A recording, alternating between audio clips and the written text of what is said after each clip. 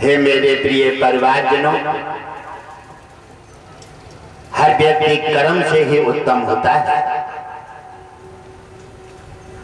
अगर कोई राक्षस कुल में भी आकर के कर्म अच्छे करने लगे तब वो देवता नहीं, भगवान से भी ऊपर चला जाता है। भगवान विष्णु नतमस्तक बनकर के और सेवक बनकर के उसे स्वामी बना देते थे। और अगर कोई सनातन में भी ब्राह्मण परिवार में श्रेष्ठ में आकर के भी अगर अपना खान पान और अपने को हमेशा वो जगह बैठने लगे तो उसका ऐसा पतन हो जाता है जैसा कोई उसका ठिकाना न कोई उसे बैठने देगा और न कहीं भगवान तो छोड़ो धरती पर भी उसे मान नहीं मिलेगा।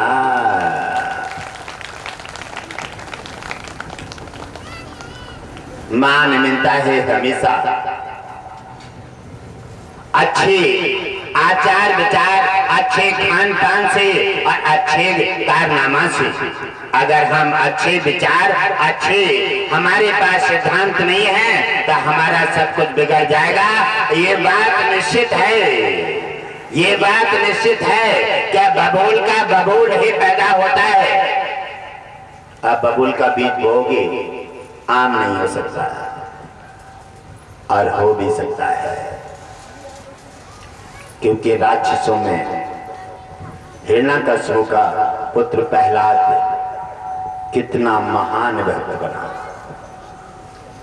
और जिनके परिवार में बलि जैसे दानी आदर्श बने, जिनके लिए भगवान विष्णु लक्ष्मी हर समय उनके दरवाजे पर पहरा लगाते थे। राक्षस कहते हैं कि भगवान विष्णु हमारे विरोध में रहते हैं। क्या प्रहलाद भी तो राक्षस परिवार से थे?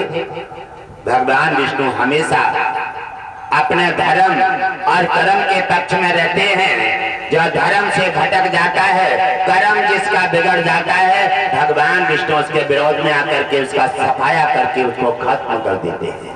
भगवान विष्णु दयाशील हैं और भगवान विष्णु साधु संत ब्राह्मण और धर्म के रखवाले हैं, जिसका अपनी दृष्टि से धर्म को रखा करके धर्म की सहायता करके कल्याण कर देते हैं। हे मेरे प्रिय परिवारजनों,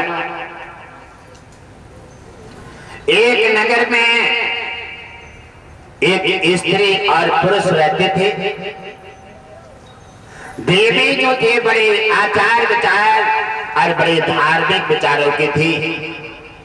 कारण यह था कि उनके संतान नहीं थी।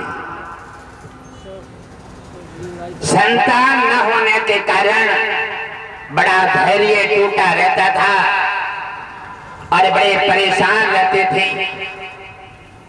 अरे उन्होंने सोचा जब बाहर निकलती थी तो और देख देख करके अनेकों तरह की देवियां बातें करती थी और पुरुष तो अपने बाहर चले जाते थे। और देवियां जो हैं अलग अलग बातें करते थे तो लड़ाई झगड़ा के मारे बेचारी दुखिया घर से नहीं निकलती थी। एक समय बात हुई कि उन्होंने सोचा कि घर में अकेले रह करके भी हमारा समय नहीं कर, अपना धनुष बाण लेते थे और शिकार को चले जाते थे। शिकार खेलने जंगल में जब जाते थे तो लंबे लंबे शिकार मार के लाते थे। देवी मने करते थे पहले गलती की है तो अब फिर कर रही हो अपराध और एडवांस कर रही हो। कहने लगे मेरा समय नहीं करता है, चला जाता हूँ जंगल में, तरह तरह के जंगल देखता हूँ, शेरों को देखता हूँ, सारी तरह से देख करके और अपना समय कट जाता है, वापिस आ जाता है। अब पति से ज्यादा भी नहीं कर सकते, पति अपनी इच्छा से काम करते थे। एक दिन क्या हुआ कि पति का मोरा भर गया और उधर नदी के किनारे और एक मृग पानी पीने आ रहा है और उधर ये अपना निशाना लगाए हुए हैं कि मृग पानी पीने आता है, पानी पीने का शुरुआत करेगा, हम बाण मारेंगे, अपने शिकार बनाएंगे। क्या बात है? कल घटघट बासी जी ने बताया है कि आपको बताया था एक कुत्ते बारे कहानी सुनाए थे। क्या कुत्ते ने मना कर दिया यमराज से, क्या मुझे हर जन्म में मैं जाने को तैयार हूँ, लेकिन मानव जन्म में मुझे मत पहुंचाना, क्योंकि मानव जी किसी का नहीं है, जैसा मन आता है वही करता है, और इसलिए इसकी नैया डूब जाती है। इसलिए उन्होंने अपनी इच्छा के अनुसार जैसे मृग ताने पीने को लगता है और निशाना बना करके बाण चला देता है, और बाण जैसे मृग की लगा और मृग वहीं पर गिर जाता है, और गिर जाते ही मृग की आत्मा से हृदय से आवाज आई और होश में मृग फिर से खड़ा हो जाता है, और बड़ी नजर गहरी लगाकर देखा। मैंने कहा, और मैं ये देख रहा हूं क्या कौन ऐसा दुष्टाचारी है जिसने मेरे जीवन में आज बाण चलाकर मेरा जीवन हरण किया है। मैंने उसका कोई खेत नहीं खाया, मैंने उसका कोई नुकसान नहीं किया, मैंने आखिर उसने मुझे बिना निस्सपराध क्यों मारा है? और मृग देख रहा है, और देखने के साथ साथ में और बदक भाई खड़ा हो जाता है जिसने बाण चला करके मृग को मारा, और खड़ा हो जाता है। उन्होंने कहा, मृग कह रहा है कि तैने हे बदक, तैने मेरे साथ में जो अन्याय किया है इसका तुझे भुगतान करना पड़ेगा, भुगतान करना पड़ेगा। तो आत्मा कह रही है, हे बदक तूने मुझे, हे बदक तूने मुझे मारा से अपराध, हे बदक तूने मुझे मारा से अपराध, मरने का कोई गम नहीं, नाशमान संसार। ये बदक तूने मुझे निस्सपराध मारकर तेने मेरे जीवन की तमन्ना को तोड़ा है, और मुझे मरने का कोई गम नहीं है, क्योंकि यहाँ कोई रहेगा नहीं, कोई आज जाएगा कोई कल जाएगा, क्योंकि ये देश वीराना है, यहाँ अपना समझ रखा है, यहाँ कोई नहीं रहेगा, यहाँ से सबे जाना है, इसलिए मुझे मरने का गम नहीं है। बात यह है कि मेरा जीवन जो तैने मुझे निश्चल मारा है, ये मेरे आत्मा को भाग गया है। तब वो फिर कह रहा है कि तैने मुझे अगर जीवा के स्वाद के लिए अगर मारा है तो चल कोई बात नहीं है, मैं तो तेरी जीव के स्वाद के लिए तेरे काम आ जाऊंगा, और जा दिन तू मरेगा ता दिन कुत्ता कौवा भी तुझे खाने के लिए तैयार नहीं होंगे। तैने मेरे साथ में छल किया है, इसलिए शाम तुझे क्या मिलेगा? और वो कह रही है मृग की आत्मा, खाना मेरे मांस को, तैने मेरे मांस के पीछे तो मारा है मुझे। आदमी क्यों किसी के साथ में छल करता है? पैसे के पीछे, ठीक है ले जाना पैसे, अरे सीना पे रखे ले जाना ऐसे, जब सुई की नोक नहीं ले जाओगे तब दौलत कहाँ लेके जाओगे, और जब नहीं ले जाओगे तो छल कपट क्यों कर रहे हो? इसलिए उन्होंने कहा, खाना मेरे मांस को और चखना इसका स्वाद, काया मेरे चरम को मत करना बर्बाद। ठीक है, अगर मेरे मांस खाने के लिए तैने मुझे मारा है तो चुन चुन के बड़े स्वाद के साथ खा लेना, एक उपकार कर देना मेरे पर, मेरा चरम बर्बाद मत करना। ये दे देना किसी हरि भक्त को। हर भक्त जब इसका आसन बना करके बैठेगा, आसन बनाकर बैठेगा और ध्यान करेगा तो क्या कहेगा, इसीलिए दुनिया में, इसीलिए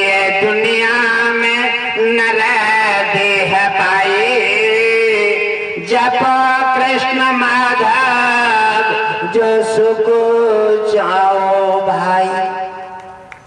इस प्रकार से भजन करके और नीति नियम का पालन करेगा और भजन करने वाले का और मेरे का दोनों का उद्धार हो जाएगा। और तैने जो किया है तुझे तेरा इस दंड का फल मिलेगा। इतना कह करके मृग अपना शरीर छोड़ देता है और उधर दुष्टाचारी जिसने मृग को मारा वो चक्कर में पड़ जाता है। कहने लगा मैं कितना गिर गया,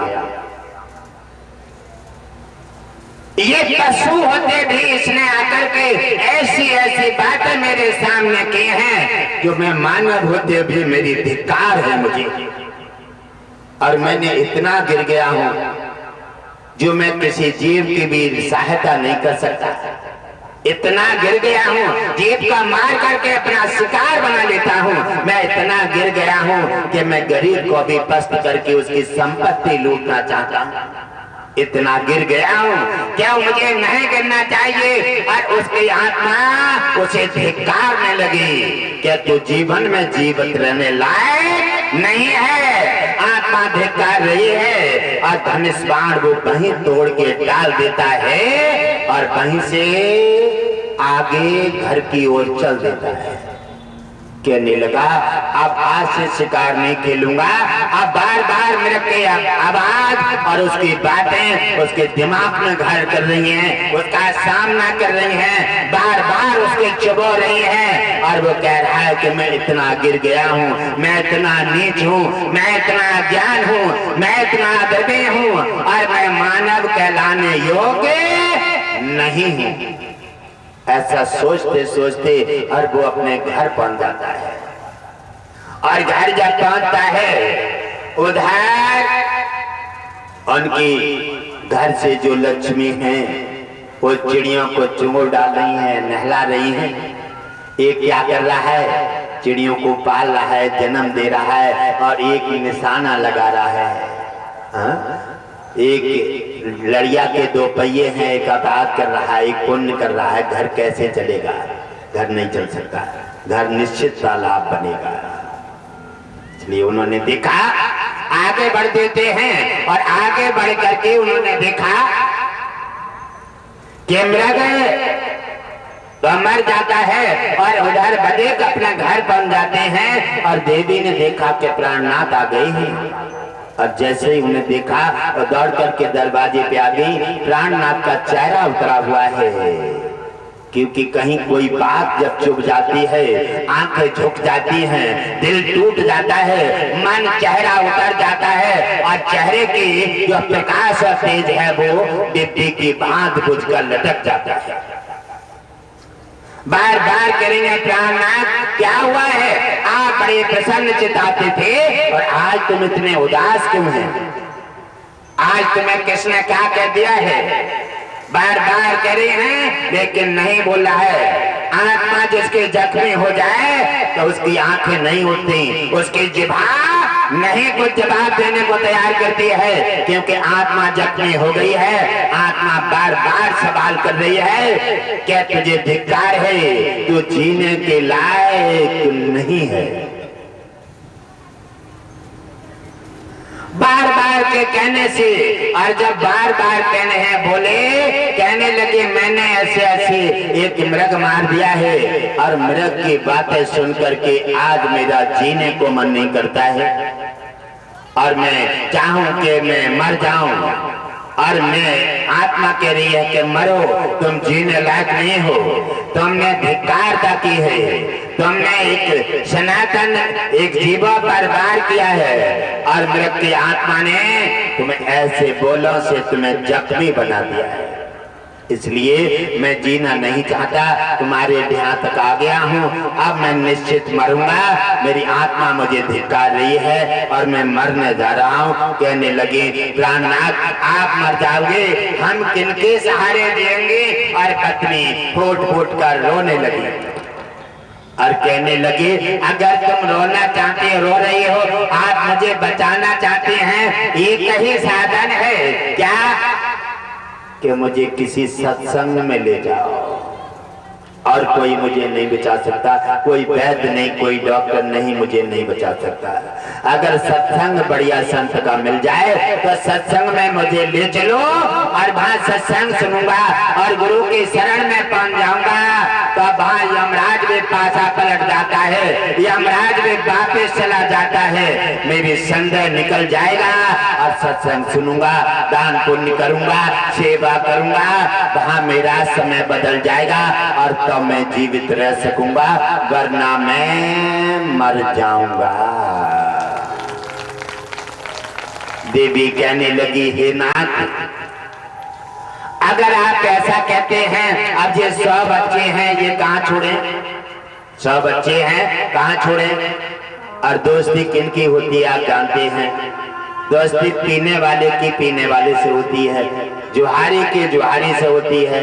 कहते हैं ऐसे में तैसो मिले, मिले नीच में नीच, और पानी में पानी मिले, मिले कीच में कीच। ऐसे में तैसो मिले, हाँ जो होए, और झूठा में साचो मिलेगा, तत्काल लड़ाई हो। तो कई ऐसा सुना है, झगड़ा हो जाएगा। अच्छा और बुरा कभी एक जगह नहीं रह सकते। कहो विष्णु कैसे निभे, कहा विष्णु कैसे निभे, केर बेर को संग, और चंदन विश्व व्यापत नहीं, लिपटे रहे भुजंग। चंदन पर सरफ लिपटे रहते हैं, लेकिन विश्व से कोई चंदन का पेड़ मतलब नहीं रखता है, और उसे चंदन को साधु संत अपने माथे पर लगा करके से शोभित होते हैं। ऐसे ही भक्तों को कभी भी बुराई से मतलब नहीं रखना चाहिए, और अच्छाई को ग्रहण करके और भक्ति मार्ग में आगे बढ़ जाना चाहिए। वही भगवान के प्यारे हो जाते हैं, और भगवान उन्हें अपना स्वामी बन करके बना करके और अपनों सेवक बन के कल्याण कर देते। अब उन्होंने जाकर के उनके पास पहुंचते हैं तो कहने लगे, हमारा एक मित्र है और उसको चिड़िया दे दे रहे हैं। अच्छा है, क्योंकि वो शिकारी थे, वो भी शिकारी था, अच्छा तो हो नहीं सकता। और कहने लगे मित्र को दे दे रहे हैं और लौट कर आएंगे, तब तक मित्र देख रेख करेगा। चलो खैर, नहीं मानते हो, आपकी बात माननी पड़ेगी। आप कहते हैं हम जीवित नहीं रहेंगे सत्संग के बिना, तो चलो तुम्हें तो सत्संग ले जाना पड़ेगा। चिड़ियों को उन्होंने उसके हवाले कर दिया। अब बबूल से उतार करके पेरिया पे टांग दो, और जाकर के उन्होंने देखा मित्र के लिए चिड़िया सौंप देते हैं, और वो अपने पति को लेकर के सत्संग चले जाते हैं। घटघटवासी जैसा सत्संग जहाँ चल रहा था, और फिर जाकर के अपना आसन लगा देते हैं, सेवा करते हैं। विचार सुने, उनका मन बदल गया, मन बदल गया। और सत्संग में सुना कि जो भी कहा है वो विष्णु ने, और जो कराया है वह विष्णु ने। सर्वशक्तिमान परमात्मा है, सब कुछ मेरा है, और तू तो एक माध्यम है। अब मैं तुझे इशारा दे रहा हूँ, वह कर्म कर और तेरा उद्धार हो जाए। बात सुन करके और उनका ध्येय बदल जाता है, और धीरे धीरे 100 दिन तक सत्संग में रहे। 100 दिन सत्संग में रहे, और उधर उनका मित्र था जिसको चिड़िया दे दी थी, और वो भ्रष्टाचारी था, चांडाल था। उसने क्या सोचा, कहाँ जाओगे शिकार खेलने, बड़ी किस्मत अच्छी है। और ये 100 चिड़िया हैं, 100 दिन कट जाएंगे। वो एक चिड़िया को रोज मार देता था और मार कर खा लेता था। उधर 100 दिन इनके बांध देते हुए, और 100 चिड़िया 100 दिन में मार करके उस दुष्ट ने खा करके और उनका तमाशा खत्म कर दिया। उधर 100 दिन पूरे होते हैं और वो लौट कर घर आ जाते हैं। और जैसे देवी ने देखा कि मुझे बच्चों को देखे 100 दिन हो गए हैं और देखे तो चिड़िया नहीं, हड्डी और पंख दिखाई दे रहे हैं। आवाज दी और कहा, दौड़ करके पहुंच गई, अरे कहो मेरे बच्चे कहाँ हैं? अब चांडाल ने इतना गलती की, नजर उठ रही है, न जवाब मिल पा रहा है। बार बार उत्तर मांग रही है लेकिन कोई उत्तर नहीं मिल रहा है। उसे कहा कि बच्चे मेरे कहाँ हैं? और जब उसे धचकरा दिया तो धीरे से ने बोला, मैंने तुम्हारे 100 दिन में 100 बच्चे खा लिए, एक एक बच्चा रोज खा लेता था और मेरा आहार बन जाता था, इसलिए मैंने बच्चे खा लिए। अब बच्चे जिंदा कहाँ रखे? जैसे सुने तो ऐसे लगा जैसे लाखों बिच्छू एक साथ डंक मार देते हैं, जैसे अग्नि का पेट्रोल मिल जाती है और जैसे शेर को शिकार लाल अंगारा हो गई। अब गुस्सा बेकाबू हो गई। क्यों? एक तो संतान नहीं थी और संतान का अपना साहस पूरा करने के लिए, समय काटने के लिए बच्चों को अपना परिवार बनाया, लेकिन इस दुष्ट ने मेरा ये भी परिवार उजाड़ दिया। इसलिए शान नारी का क्रोध जब अपना हद पार कर देता है तो नारी के जिह्वा पर भगवान विष्णु और सरस्वती का निवास हो जाता है। तत्काल नारी क्रोध में आ जाते हैं और कहा, हे दुष्ट पापान पापी, तैने अनन्य अपराध किया है। एक तो तैने दोस्ती में खलल डाला है और तैने मेरा विश्वास में आग लगाई है और तैने अपना नारी का जो तैने साहस खत्म किया है, इसका तुझे दंड का भुगतान करना पड़ेगा। अबला नारी कह रही है, हे दुष्ट सन, मैं तुझे श्राप दे रही हूँ और ध्यान देकर के सुन, तेरे पुण्य पिछले अच्छे हैं, अनपुण्य के कारण तू आगे जाकर के राजा तो अवश्य ही बनेगा, और लेकिन मैं तुझे श्राप दे रही हूँ, राजा तू बनेगा लेकिन जन्म से ही दोनों आंखों से अंधा होगा।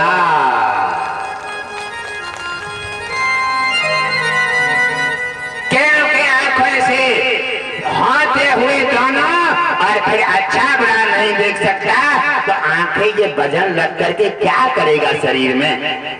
आंखें अच्छा बुरा देखने के लिए होती हैं। पत्नी इसलिए होते हैं, अगर पति गलत रास्ता जा रहा है तो पत्नी उसे संभाल ले, अगर पत्नी मार्ग बदल रही है तो पति उसे संभाल ले, इसलिए दोनों मार्ग मिलाए जाते हैं और तब गृहस्थी आगे बढ़ाई जाती है।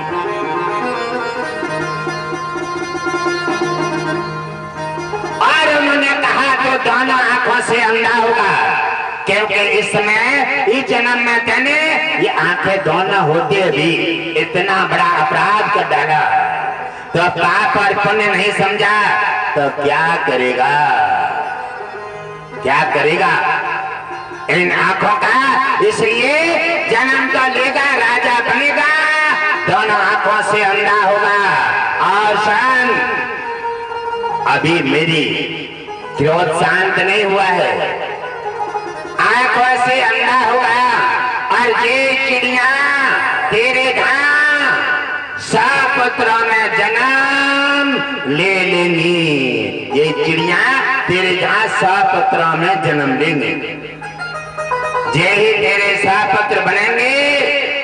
और जिस समय महाभारत का युद्ध होगा उसी समय तेरे 100 के 100 मरे महाभारत के युद्ध में पड़े होंगे, ताबिंदु हाथों से टटोएगा, लेकिन किंतु आंखों से देखने के लिए तुझे आंखें नहीं मिलेंगी। अबला नारी ने श्राप दे दिया और वो ही जाकर के धृतराष्ट्र बने हैं। धृतराष्ट्र वही बने हैं, उन्हीं के धृतराष्ट्र के 101 कौरवा वही चिड़ियाओं ने जन्म लिया। धृतराष्ट्र का ही हुआ दुर्योधन। बबूल पे बबूल आता है, दुर्योधन हुआ। और जैसे धृतराष्ट्र के विचार थे और वैसे विचार दुर्योधन के हुए। और दुर्योधन का महाभारत जब आरंभ होने लगता है तब विचार होने लगे और भगवान मुरली मनोहर ने सोचा कि युद्ध ना हो तो अच्छा है। युद्ध का परिणाम बहुत खतरनाक भयंकर होता है, इसलिए चलो समझा के देख लेते हैं। ज्यादा नहीं 5 गांव दे करके और बंटवारा कर लो, लड़ाई ना हो तो अच्छी बात है। लेकिन जिसके मुंह से खून लग जाता है, जिसका पारा चढ़ जाता है और या तो मर के देगा ऐसे, या फिर गर्दन पर पैर पहुंच जाए तब देगा, ऐसे देने वाला नहीं है। भगवान कृष्ण की शांति दूत बनकर के पहुंच जाते हैं और जब जाकर के उनके यहाँ पहुंचे और दुर्योधन ने देखा कि भगवान कृष्ण आ रहे हैं और बड़ी बड़ी अच्छी मेवा फल और बड़ा बड़ा साधन इकट्ठा कर लिया। हो सकता है मेवा से और फल खाने से हमारी बातों में आ जाएं, हमारे पक्ष में आ जाएं और पक्ष में आ जाएंगे तो फिर पूरा राज्य हमारा हो जाएगा और कारवां को भजा करके छुट्टी कर देंगे। और ये ही रोड़ा है, अगर ये बने रहे तब पांडवों का कुछ नहीं बिगड़ने देंगे। इसलिए चलो इन्हें अपने पक्ष में कर लेते हैं और पांडवों को भजा करके राज्य हड़प लेते हैं। जब जाते हैं वो और उनके पास पहुंचे, आओ बैठना हुई, रामा कृष्णा हुई। और जब उन्होंने मेवा उनके सामने समक्ष बढ़ाई है तब मेवा में और उस नाश्ता में और दुर्गंध आ रही है अहंकार की। और कृष्ण जी ने इनकार कर दिया, कहा और इनकार करके और विदुर जी के यहाँ जाकर के बथुआ का साथ आया। विदुर जी के जहाँ जाकर के बथुआ का साथ आया, बथुआ का साथ आया विदुर जी के जहाँ, कहा दुर्योधन के मेवा त्यागे साग विदुर घर खाए और सुबली के बेर सुदामा के कंदुल रुच रुच भोग लगाए। घटघटवासी जी ने कहा, भगवान हमेशा भाव का भूखा है, तुम्हारी मेवा का नहीं। दुर्योधन के जहाँ जाकर के बथुआ का साग खाया और विदुर के जहाँ और दुर्योधन की मेवा को त्याग कर दिया और दुर्योधन नाराज हो गया।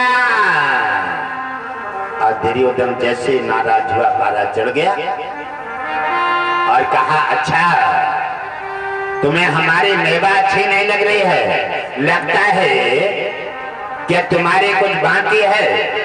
अरे अपने सहयोगियों को इशारा दिया, गेट बंद कर लो, गेट बंद करो और लाठी डंडा निकाल के लाओ। अब ये राजी से न माने, अब राजी से न माने, आपको राजी से मानेंगे। इन्हें लाठी डंडा लाओ, गेट बंद कर लो और मार करके इनका खात्मा कर देते हैं। पांडवन को मार कर भजा देंगे, ना रहेगा बांस और न बजेगी बांसुरी, बातें खत्म हो जाएगी। आ जाओ, देर मत करो। और सभी लोग आ जाते हैं, गेट बंद कर लेते हैं। और उधर मुरली मनोहर ने देखा ये क्या हो रहा है। हम शांति दूत बन के आए हैं, यहाँ तो हमारा इंतजाम हो। उधर सोचने लगे कि हमारा समय नहीं है और हमारे हाथों से इनकी मौत भी नहीं है, मौत तो आपके हाथों से है, हम क्या कर सकते हैं। इसलिए भगवान को भी उस समय अपनी लीला का चेट का नाटक दिखाना पड़ा और कहा, हे दुर्योधन, तुम्हारी बुद्धि मारी गई है। अरे कहने लगा, अभी समझा देते हैं, चिंता मत करो, बुद्धि किनकी मारी गई है, अभी तुम रहोगे नहीं और तुम्हारे भगवान की मुरलिया तुम्हें अभी बोरा में भर देते, चिंता मत करो।